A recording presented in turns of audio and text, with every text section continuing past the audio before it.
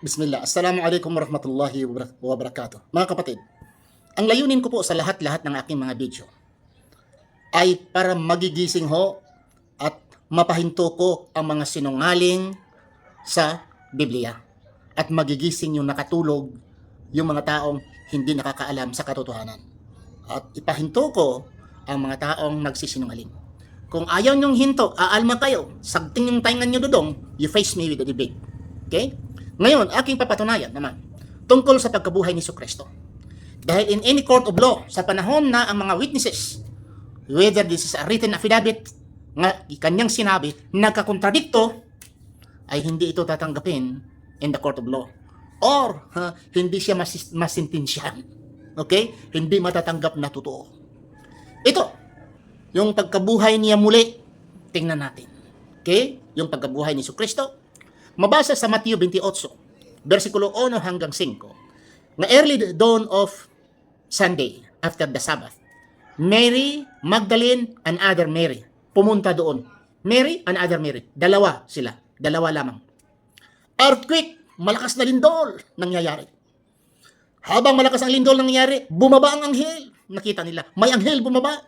And he rolled the stone. At nakita nila na ang anghel ay tinulak ang batong malaki.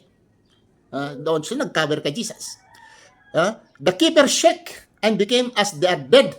Natakot ang mga nagbabantay. At nakulap sila na parang mga patay. Okay?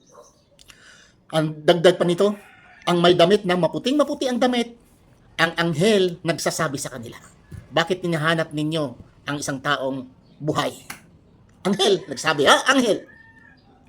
Tandaan ninyo, dalawang Mary, Mary Magdalene and the other Mary, may lindol, may anghel, tinulak ang bato, nakulaps ang mga nagbabantay, at ang anghel ay ang kanyang damit puting-puti. At nagsabi, bakit hinanap ninyo ang taong buhay? Hindi sinasabi Diyos na buhay. Sa Marcos 16, at 6, Sabbath past, yung dumaan ng Sabbath, sila ni Mary ay pumunta doon at nakarating sila doon at the rising of the sun, early rising of the sun. Mary Magdalene, Mary the mother of James, and Salome. Tatlo. Doon sa Mateo, dalawa lang sila. Mary Magdalene and the other Mary. Dito, Mary Magdalene and Mary the mother of James and Salome. Tatlo ang babae. Tapos nag-istorya sila. Nag-uusap sila.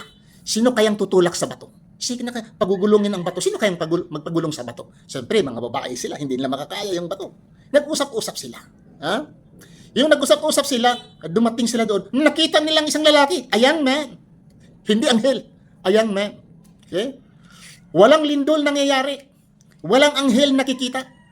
Nakita nila ang bato ay nagulong na. Naalis ng bato.